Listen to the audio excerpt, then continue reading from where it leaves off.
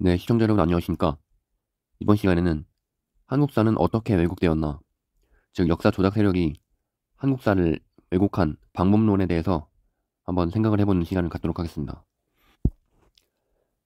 역사라는 것은 통치 세력의 정당성을 확립하기 위해서 만들어지는 것입니다. 그것은 이 역사가 서술된 이래로 예나 지금이나 항상 그래왔습니다. 따라서 한 국가가 적국에게 패하여 멸망하면 그 역사는 지워지거나 축소되어서 원래의 형태를 잃어버리게 될 확률이 매우 높습니다. 이러한 사실을 감안해 볼 때 우리가 학교에서 배웠던 주류 학계의 어떤 역사는 승자들의 입맛에 맞게 왜곡, 편집, 조작되었을 확률이 매우 높다고 볼 수 있습니다. 따라서 우리는 이러한 가정을 토대로 역사가 어떻게 조작되었는가를 알기 위해서 역사를 조작한 세력이 어떠한 방법을 통해서 역사를 왜곡을 하였을까, 여기에 대해서 한번 생각을 해볼 필요가 있습니다. 즉 입장을 바꾸어서 우리가 역사를 조작하는 어떤 글쟁이, 그러니까 이 역사학자가 되었다고 가정하여 볼 필요가 있습니다. 당대의 어떤 통치자, 즉 이 정치 세력으로부터 정복한 지역의 역사를 왜곡, 조작, 말살하여서 점령 지역 주민들의 저항 의지를 꺾으라는 명령을 받았다고 해봅시다. 그렇다면 우리는 이러한 정치적 목적을 가졌을 때 어떻게 역사를 왜곡할 것인가? 여기에 대해서 한번 추측을 해보겠습니다. 첫 번째로 역사 축소시키기의 방법이 있습니다.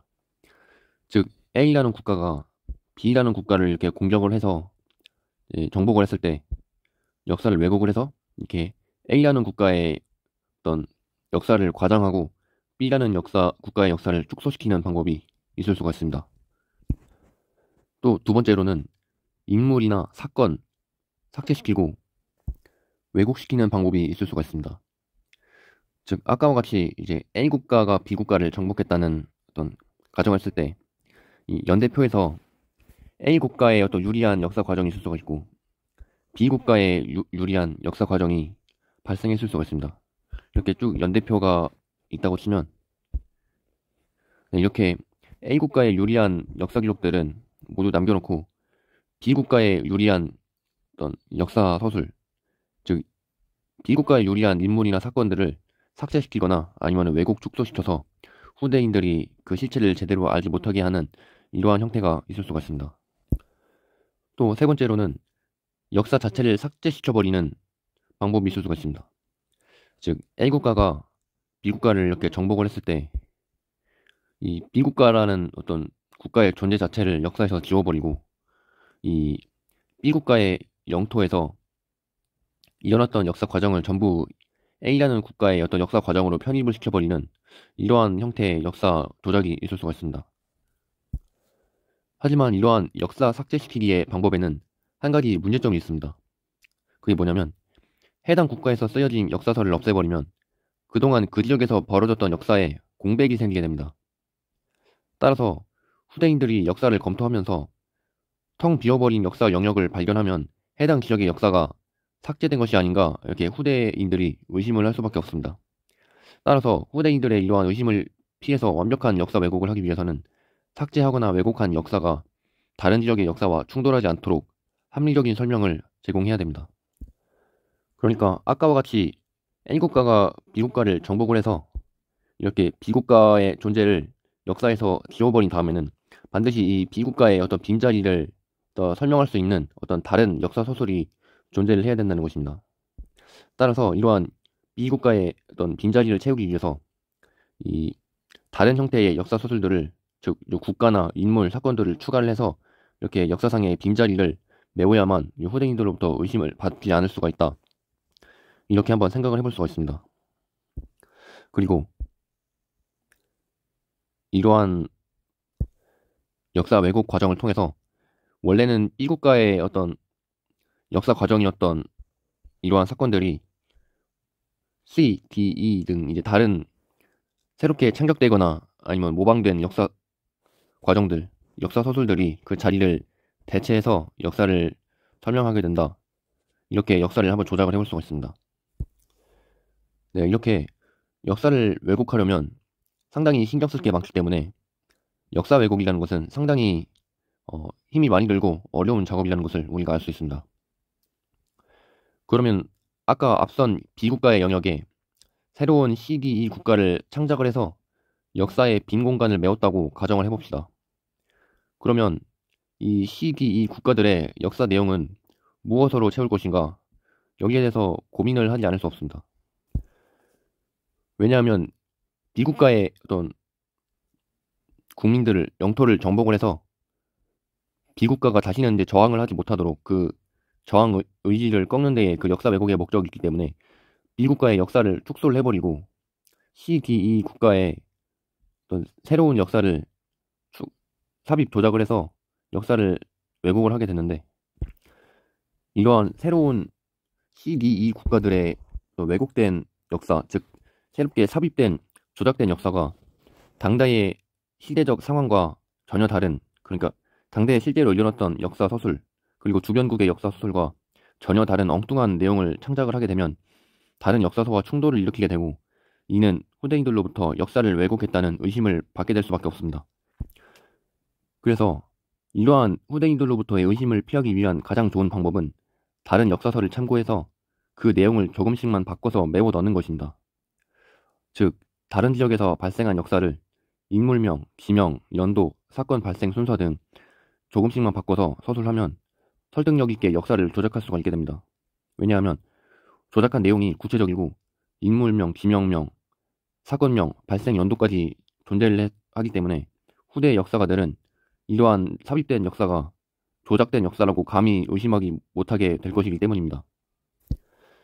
네, 아까 전에 A국가가 B국가를 정복을 해서 이 지역에 CDE라는 새로운 어떤 가상의 국가를 창조를 해서 이 B국가의 어떤 축소된 빈자리에 집어넣게 됐는데, 이 과정에서 완전히 새로운 역사를 창조하는 게 아니고 이 기존에 A국가가 가지고 있었던 또는 B국가가 가지고 있었던 어떤 역사 내용을 참고를 해서 거기서 인물명이나 사건명, 지명 등을 살짝씩 조작을 해서 이 자리에 채워 놓게 되면 아주 효과적인 역사 왜곡이 가능하다, 이렇게 생각을 해볼 수가 있습니다.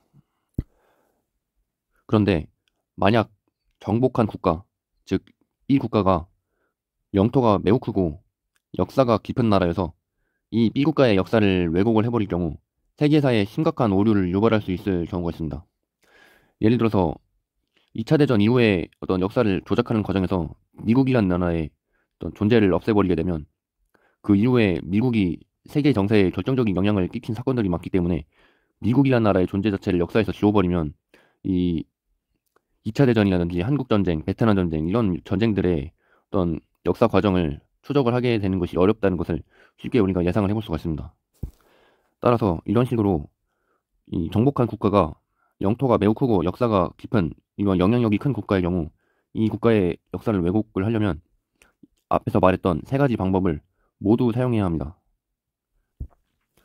특히 정복된 국가가 과거에 세계사적으로 큰 영향을 미친 중대한 사건을 일으켰을 경우 세심한 왜곡이 필요합니다.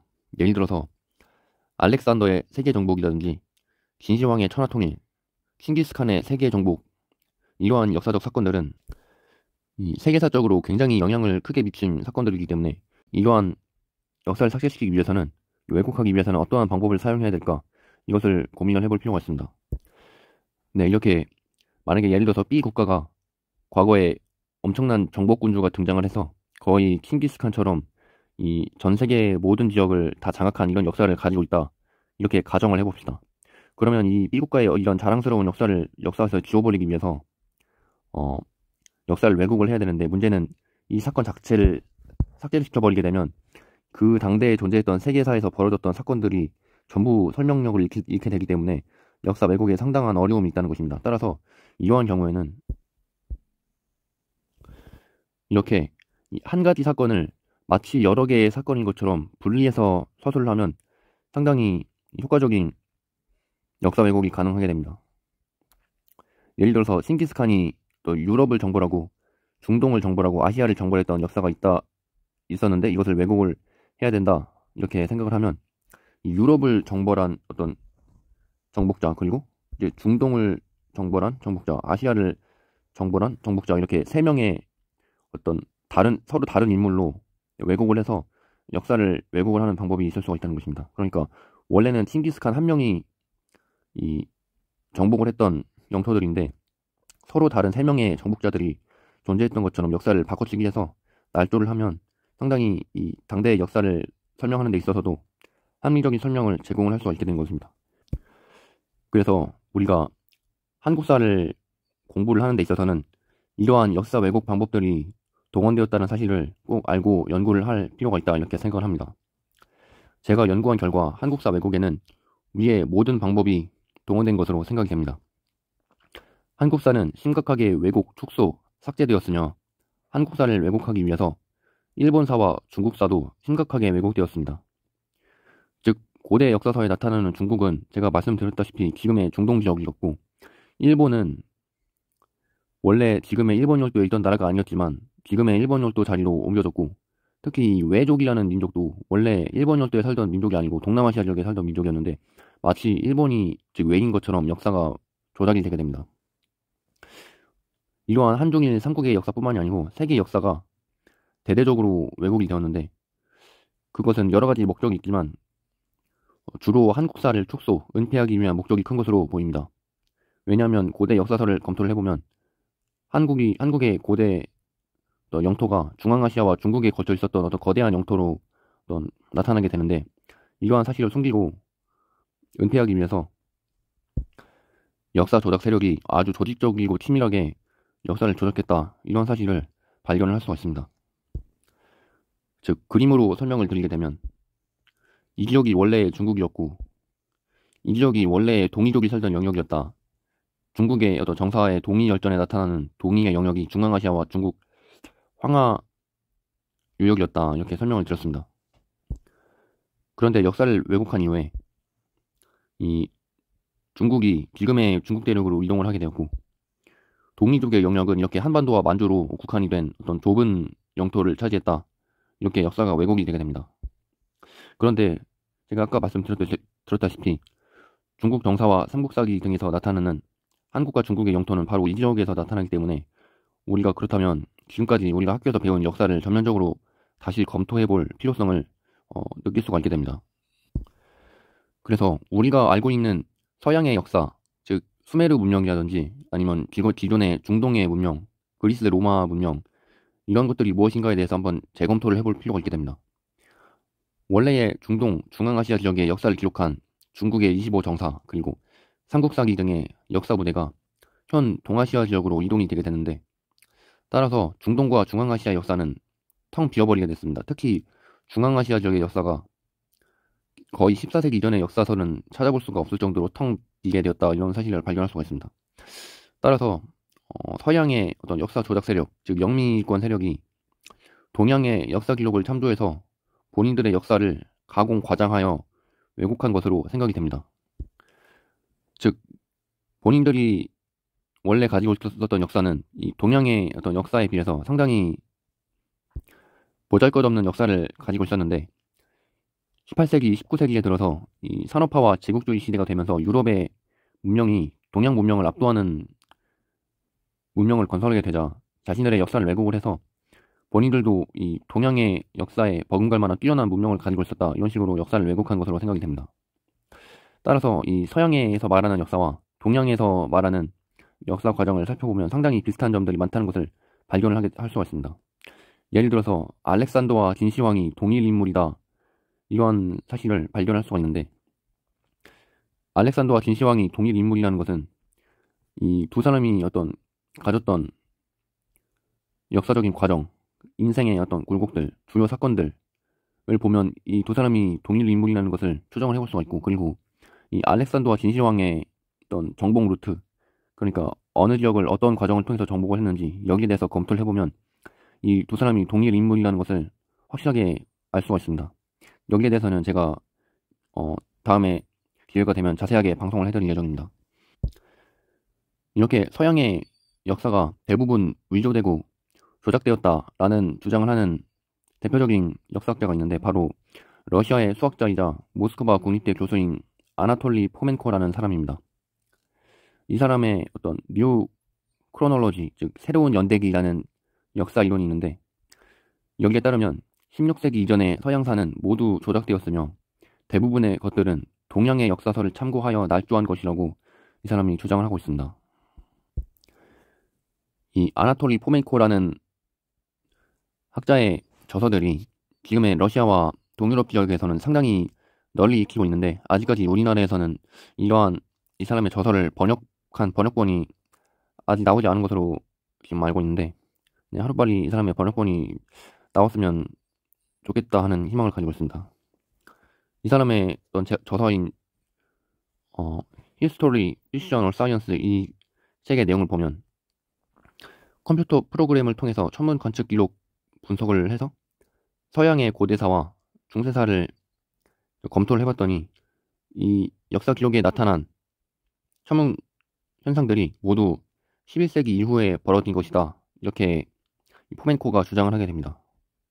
즉, 고대 그리스와 로마 등의 우리가 기존에 알던 서양의 역사는 모두 16세기 르네상스 시기에 조작된 것이며, 이것들은 모두 유럽의 왕족 가문들이 본인들의 역사를 과장해서 정통성을 확보하기 위함이 가장 큰 목적이었다고 합니다. 그러니까 우리가 보편적으로 알고 있기로 16세기에 이탈리아에서 일어난 르네상스라는 것은 고대 그리스 로마 문명의 어떤 문화적인 영향을 받아서 그리스 로마의 예술적인 문화적 사조를 이어받아서 르네상스가 꽃피게 되었다, 이렇게 주류 학계에서는 얘기를 하고 있습니다. 그런데 사실은 그게 아니고, 이 소위 말하는 그리스 로마 문명이라는 것은, 이게 왼쪽에 보시면 이게 밀로의 비너스라는 아주 유명한 그리스 시대의 어떤 작품이라고 알려져 있고, 오른쪽 작품이 16세기에 르네상스 시대에 만들어진 라오콘 군상이라는 작품입니다. 이 두 작품만 봐도 이 그리스의 예술 작품들과 르네상스 시대의 작품들이 상당히 비슷하다는 것을 알 수가 있는데, 이러한 이 유사성이 나타나는 이유는 이 밀로의 비너스 같은 고대 그리스의 작품으로 우리가 알고 있는 것들이 사실은 이 당대의 유럽 왕족들이 자신들의 역사가 오래되었음을 어떤 과장하고 날조하기 위해서 이러한 그리스의 예술 작품들을 위조를 해서, 실제로는 이게 그리스의 작품이 아니고 그냥 이 르네상스에 만들어진 그러한 흔한 예술 작품들인데, 이것들에 인위적으로 변형을 가해서 이 팔다리를 자른다던가 아니면은 일부러 이 예술 작품 위에 어떤 인분이나 흙 같은 걸 덧칠을 해서 오래된 작품인 것처럼 모조를 가해서, 위조를 가해서 갑자기 어느 날 땅바닥에서 이런 예술 작품을 발견을 한 것처럼 사람들을 속인 다음에, 우리 민족의, 우리 가문의 역사가 이렇게 오래됐었다, 이런 훌륭한 예술적 수준을 가지고 있었다, 이렇게 뻥을 쳤다는 것입니다. 저는 이러한 이 그리스 로마 문명에서 만들었다는 이러한 상당수의 예술 작품들이 실제로 르네상스 시대에 이러한 과정을 통해서 이 오래된 것처럼 왜곡 조작되지 않았나, 이렇게 저는 개인적으로 강하게 의심을 하고 있습니다. 네, 그래서 이러한 가설을 바탕으로 아나톨리 포멘코는 고대 그리스 로마 시대의 인물들과 중세 시대의 인물들이 사실은 동일 인물이었다, 이러한 주장을 전개하게 됩니다. 그러니까 실제로는 11세기에 벌어진 역사적 사건들인데, 이것들을 참고를 해서 이 고대 그리스나 로마의 역사를 재창조하게 되었다, 이렇게 주장을 하는 것입니다. 대표적인 예로 역사 속의 예수는 비잔티움의 황제 안드로니코스 1세라고 합니다. 그리고 유대의 솔로몬 왕은 사실 오스만 제국의 술레이만 대제와 동일 인물이다. 그리고 로마의 초대 황제 아우구스투스, 즉 옥타비아누스는 오스만 제국 창건자 오스만, 즉 오토만과 동일 인물인데, 이것은 우크라이나의 코사크 기병대의 두목인 아트만이라는 말에서 온 것이다, 이렇게 포멘코가 주장을 하게 됩니다. 이러한 포멘코의 주장에 제가 모두 동의를 하는 건 아니지만, 이런 식으로 이제 역사가 조작됐을 가능성이 저는 상당히 충분하다고 보고 있습니다. 그는 이렇게 1600년 이전의 세계사는 정치적인 목적에 의해서 주로 예수의 신부들에 의해서 정교하게 조작되었다고 합니다. 그의 주장의 핵심은 17세기 이전까지 유러시아 대륙의 역사를 주도했던 거대한 슬라브 투르크 제국의 존재에 대한 것입니다. 제가 지난 시간에 말씀드렸던 이 유러시아 대륙 전역을 장악했었던 대타타리아가 바로 이 슬라브 투르크 제국을 말하는 것입니다. 따라서 그의 포멘코의 이러한 이론은 역사에서 지워져 버린 유러시아 대제국이 존재했다는 대타타리아 이론으로 이어지게 되는데, 이러한 이론은 현재 러시아와 동유럽 국가들에서 그의 저서가 거의 몇백만 부가 팔릴 정도로 상당히 인기 있는 비주류 역사학으로 현재 그 입지가 탄탄한 상태라고 합니다. 네, 이게 지난 시간에 말씀드렸던 타타리안 엠파이어, 즉 대타타르 제국이고, 이러한 이 국가에 대해서 위키피디아에서 설명을 한 내용을 보면, 이러한 이론은 아나톨리 포멘코의 새로운 연대기에서 그 이론적인 어떤 시작이 되었고, 그다음에 러시아의 미력주의 역사학, 즉 제야의 역사학에서 이 서양의 어떤 세력에 의해서 의도적으로 삭제된 유러시아 지역의 이 타타르족의 대제국이 건설이 됐었다. 그래서 원래 러시아라는 국가의 역사의 뿌리는 이 국가에 기인하고 있다. 그래서 이 국가가 차지한 영토가 어디까지였냐면 아프가니스탄과 카자흐스탄, 그리고 몽골 전역, 중국, 그리고 러시아의 극동 지역, 이렇게 차지를 하고 있었다.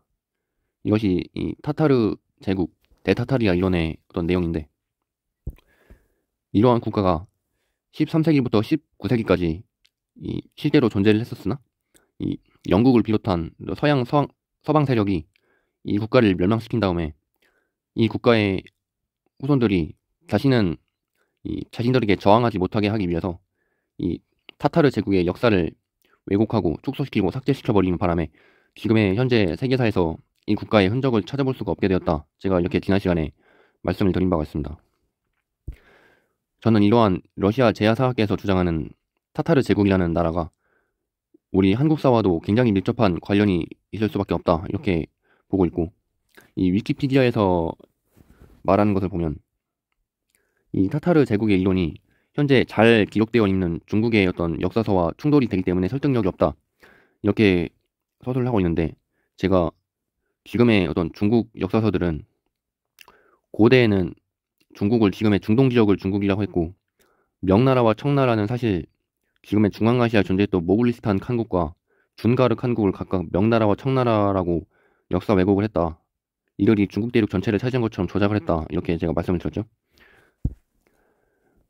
실제로 타타르 제국에 대해서 인터넷에서 검색을 해보면 이러한 형태의 어떤 타타르 제국의 어떤 증거라고 사용되는 지도들을 많이 보실 수가 있습니다. 이러한 지도들이 어떤 세력에 의해서 조작되었는지, 아니면 실제로 이러한 지도들이 존재하는지, 여기에 대해서는 제가 확실하게 얘기를 해드릴 수가 없습니다. 왜냐하면 지도라는 것은 얼마든지 조작이 가능하기 때문에. 그런데 이러한 지도가 상당히 많이 존재하고 있고, 여기도 보시면 시베리아와 한반도, 그리고 중국, 중앙아시아를 아우르는 형태의 대제국이 타타리아다, 이런 것을 알 수가 있고, 네, 여기도 비슷한 내용이 적혀 있는데, 우리가 주목을 해봐야 되는 게, 이러한 대타타리아의 어떤 영토를 보게 되면 이 세 국가의 영토를 포함을 하고 있습니다. 주로 이 중앙아시아 지역에서 아미르 티무르가 건국한 이 티무르 제국, 그리고 중국의 명나라, 청나라 영토, 그리고 이 조선의 영토, 이 세 개의 국가의 영토가 합쳐진 형태가 이 타타리아 제국이었다, 이런 것을 우리가 쉽게 추정을 해볼 수가 있는데, 이러한 타타르 제국의 영토에 대한 어떤 서술이 조선왕조실록에서 얘기하는 조선의 영토에 대한 서술과 상당히 비슷하다는 것을 알 수가 있습니다. 제가 지난 방송에서 고려가 만리의 나라였다라는 서술에서 고려의 영토가 둘레가 만리가 아니고 동서가 만리였다, 이렇게 제가 논증을 해드린 바 있습니다. 조선왕조실록 세조 1년 7월 이 기사를 보면 우리 동방 사람들은 대대로 요수 동쪽에 살았으며 만리 기국이라 불렀습니다. 3년이 바다로 막혀 있고 1년은 산을 등지로 하고 있어 그 구역이 자연적으로 나뉘어져 있고 풍토와 기후도 역시 달라서 단군 이래 관아와 주군을 설치하고 독자적인 성의와 조화를 펴왔으며, 이렇게 쭉 나와 있는데, 여기서 풍토와 기후가 다르다고 했습니다. 만약에 중국이 지금의 중국 대륙에 있었고 조선이 한반도에 있었다면 중국과 조선이 풍토와 기후가 다르다는 것은 쉽게 납득이 되지가 않습니다. 풍토와 기후가 다르게 되려면 이 조선의 영토가 남부의 어떤 밀림 지역에서부터 이 북부의 몽고의 고비 사막 지대까지 상당히 넓은 영토를 차지하고 있어야 이 풍토가 기후가 다르다는 것이 이 납득이 될 수가 있는 것입니다. 또 이 동방 사람들이 요수 동쪽, 즉 제가 지금까지 방송에서 말씀드린 시르다리아 강의 동쪽을 얘기하는 겁니다. 그리고 많이 지국이고 삼면이 바다로 막혀 있고 일면은 산을 등지고 있어 구역이 자연적으로 나뉘어져 있다. 여기에 대해서도 이 조선이라는 나라가 지금의 중앙아시아 지역을 흐르고 있는 이 시르다리아 강의 동쪽에 있고 그다음에 삼면이 바다로 막혀 있으며 일면은 산을 등지고 있어서 그 구역이 자연적으로 나뉘어져 있다. 이러한 역사 서술은 지금의 이 히말라야 산맥이 여기에 길게 걸쳐 있기 때문에 이 히말라야 산맥을 경계로 해서 이 동서의 구역이 자연적으로 나뉘어져 있다. 저는 이러한 역사 서술인 것으로 생각이 됩니다.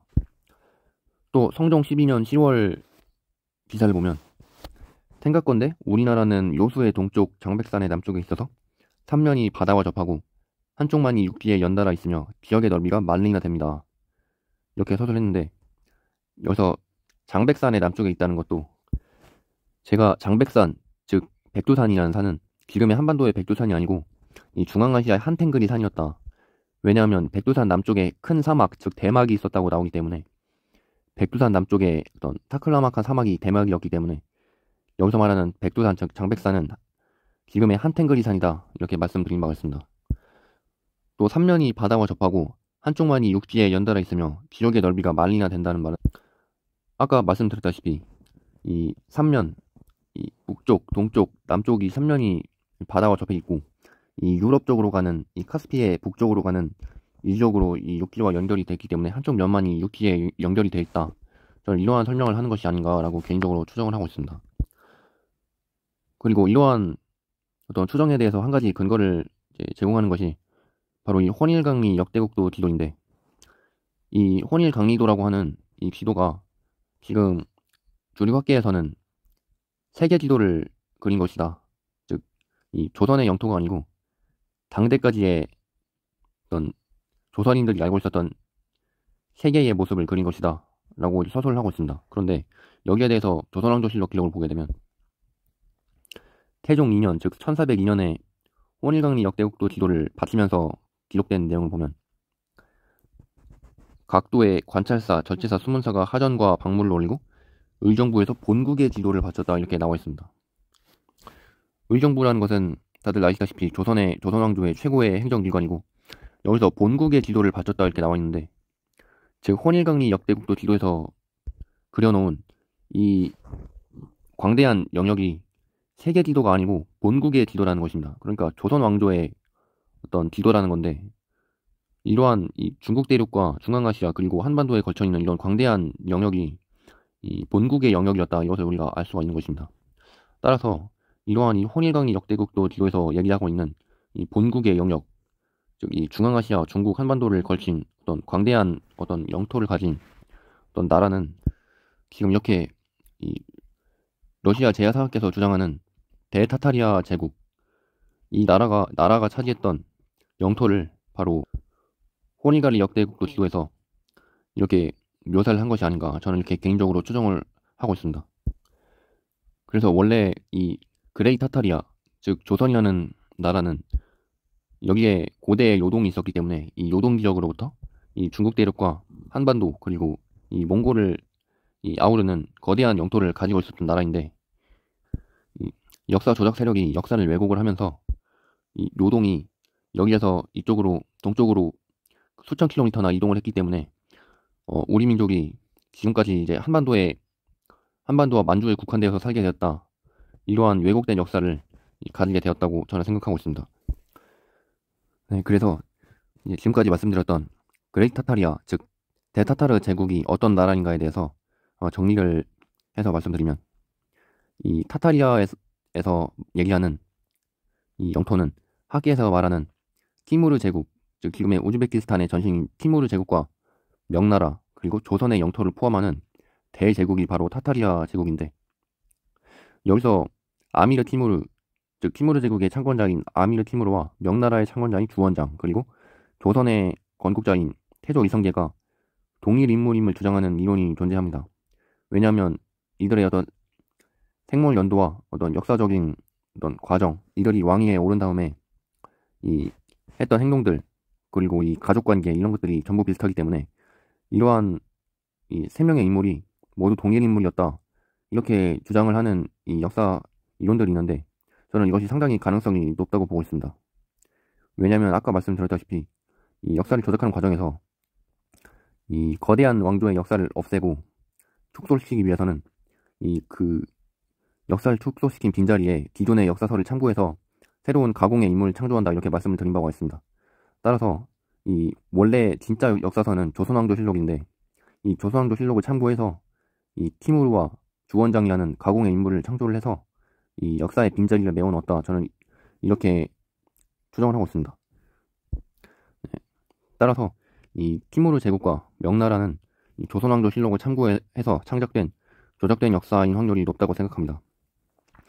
왜냐하면 이 티무르 제국의 아미르 티무르, 그리고 그 손자인 울르그 백과 세종대왕 모두 각각 이 중동과 한국에서 이 과학의 아버지, 수학의 아버지로 이 칭송이 되고 있는데, 네, 이것 말고도 티무르 제국이 이 조선과 같은 나라였다라는 이론들이 많습니다.